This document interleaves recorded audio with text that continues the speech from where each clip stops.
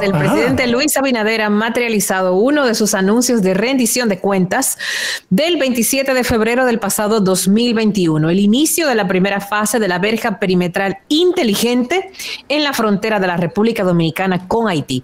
Ayer domingo, el mandatario realizó una de las rutas más largas de su gestión, de Santo Domingo hasta Punta Cana, donde comenzó un proyecto del Grupo Punta Cana, y de Punta Cana hasta Dajabón, literalmente el país de punta a punta, de un extremo al otro. Y allí en Dajabón dejó iniciados los trabajos de los primeros 54 kilómetros del muro divisorio, cuya inversión es de 1.700 millones, unos 300 millones menos de los que presentó en el presupuesto general del 2022. Se trata de un muro que el gobierno cataloga de inteligente porque contará con un sistema de vigilancia con sensores de movimientos, radares de iluminación, centro de mando, videovigilancia, torre de comunicación y unidades aéreas no tripuladas. En los primeros días, Abinader indicó que se instalará un sistema avanzado de control biométrico para el registro de las personas. El software, diseñado por una empresa alemana, utiliza el sistema ABIS, que conjuga huellas dactilares con fotografías, lo cual permite identificar con un margen mínimo de error a una persona.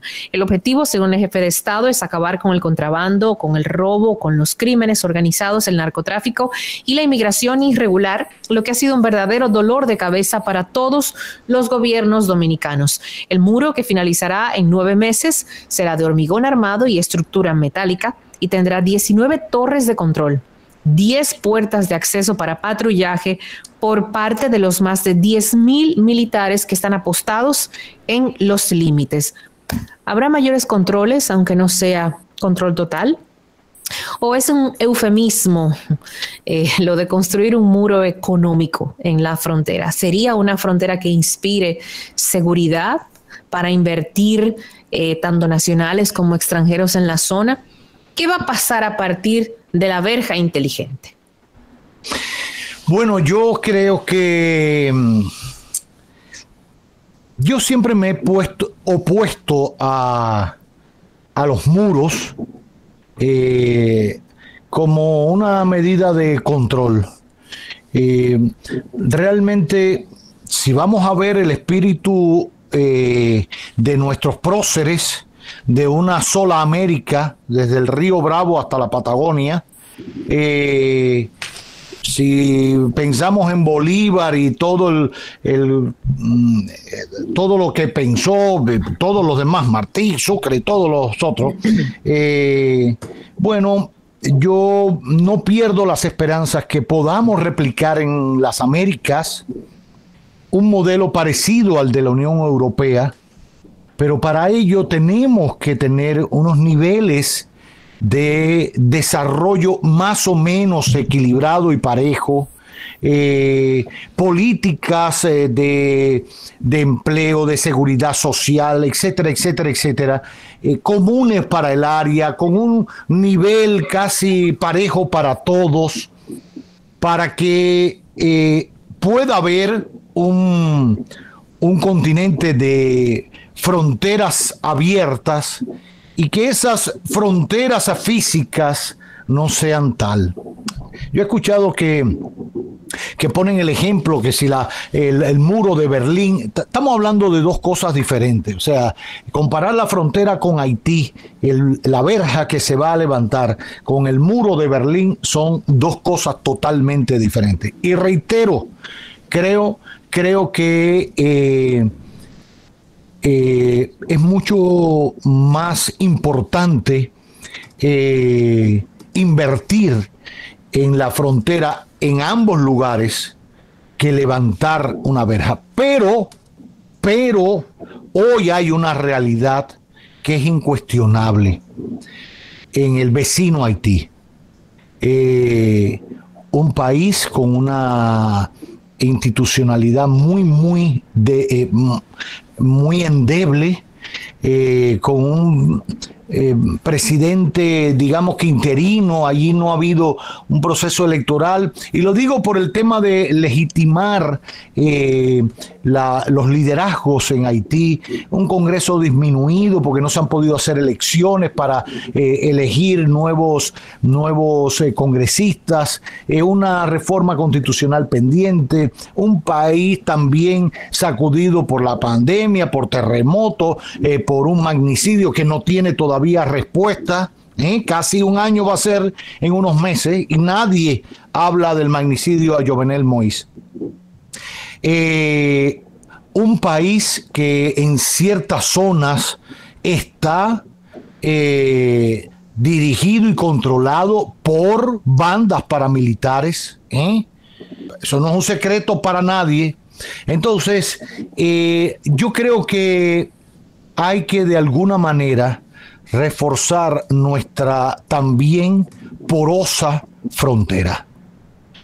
Que lo vaya a resolver por completo en el corto plazo, no. Estamos hablando que hay que construir cientos de kilómetros en una frontera de 391 kilómetros de norte a sur y sur a norte, con 4 pasos fronterizos por el momento. Hay zonas donde por lo agreste del terreno, por lo que, vaya, realmente por allí no podrá pasar nadie, por donde trazaron la línea fronteriza, a partir de los acuerdos de Aranjuez, después lo que se revisaron, después el 1929, el 36, todo lo que sabemos, los 4. Bueno, pues se trazó por ahí. Y hay zonas donde realmente es imposible que pueda pasar una persona. Entonces ahí no hay necesidad de levantar nada ni de tirar nada.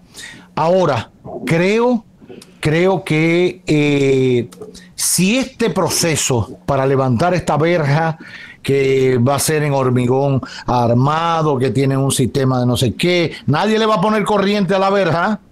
De hecho, ya existen 8 kilómetros de verja, más otros tantos que se habían hecho, 8 kilómetros por Elías Piña y como 13 o más o 16 que estaban por la zona de Pedernales y Jimaní, que bueno, una tormenta tumbó parte de esa estructura, pero ya se había adelantado una verja.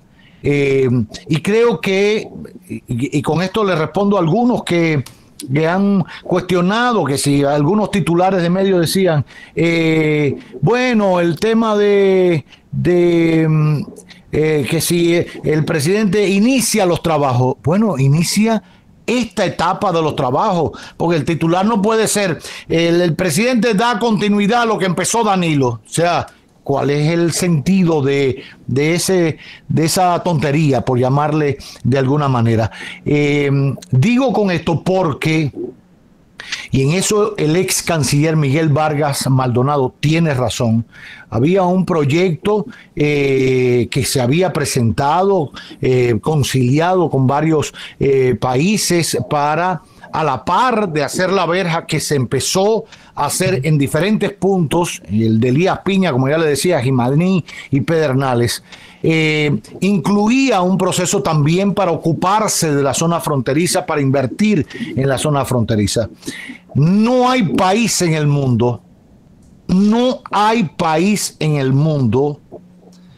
que tenga la situación económica, política y social que tiene Haití. Solamente comparado en niveles de pobreza y todo lo que sabemos a Sudán. Pero Sudán es un país inmenso que tiene fronteras con otros países, no está en una isla. Los únicos que estamos a nivel de pobreza, de situación económica y todo lo que sabemos, a ese nivel es Haití y República Dominicana. Entonces, creo que así como en esta etapa se puede levantar esa verja, yo creo que a la par, y ayer el Monseñor el obispo de Mao, que bendijo los trabajos ayer, lo decía: ojalá esta verja o este muro limítrofe con Haití no levante muros en el corazón. Y yo creo que eso lo tenemos claro. El propio presidente Abinader ha salido, y lo han hecho casi todos. No me olvido de Danilo, no me olvido del propio presidente Fernández. Han ido por el mundo reclamando la ayuda de todos los países para con Haití. Todos los presidentes, todos lo han hecho. Todos, porque saben la responsabilidad que está bajo sus hombros, porque los haitianos no tienen para dónde coger, montarse en una yola, irse para Cuba, que en Cuba lo van a devolver, tratar de llegar a la Florida, que se quedan muertos una parte en el mar.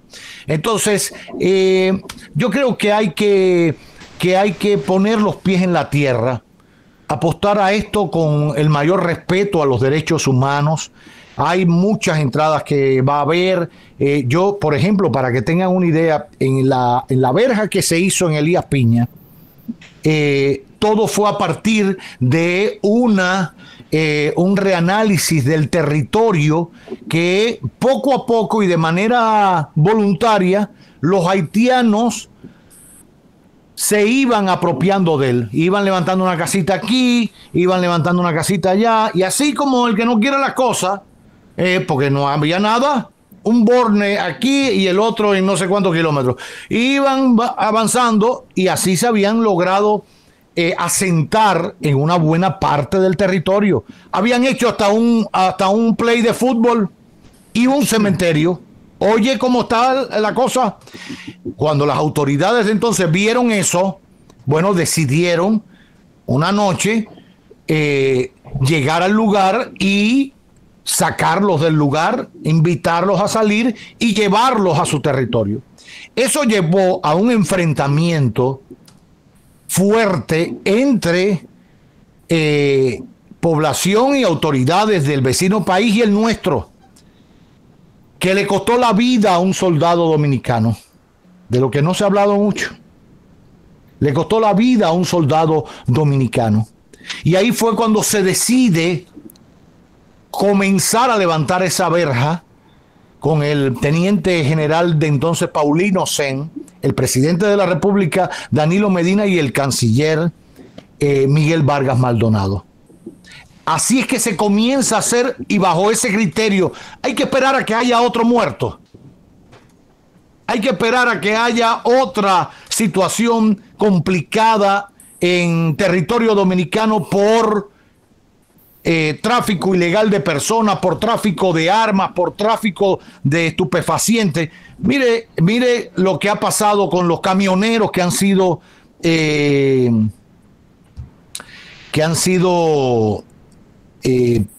plagiados en territorio haitiano, camioneros dominicanos que han ido a llevar combustible, etcétera. Bueno, para esa población que se retiró a su territorio haitiano, el gobierno dominicano, para que ustedes sepan, en esa verja abrió un portón para que los haitianos que habían enterrado sus deudos ahí, en ese cementerio improvisado que quedó del lado dominicano, puedan ir a cumplir con ellos y puedan ir a llevarle las flores o lo que sea. A nadie se le limitó en eso. En un portón que hay, y creo que lo he presentado alguna que otra vez en otro momento. Entonces, yo creo que a la par de levantar esto, por todo lo que implica en materia de seguridad para este lado del país, hay que seguir pensando en cómo desarrollar la frontera para que haya empleo para los dominicanos. Hoy Elías Piña tiene una población flotante haitiana que ha ido ocupando la casa de los dominicanos que se han ido y han venido a la ciudad, con una situación con las frecuencias radiofónicas donde todo lo que se escucha en la línea fronteriza es en creol, donde todas las telefónicas que entran con data y entonces el celular se conecta y ya es como si estuviera en roaming, es en la frontera con telefónicas haitianas.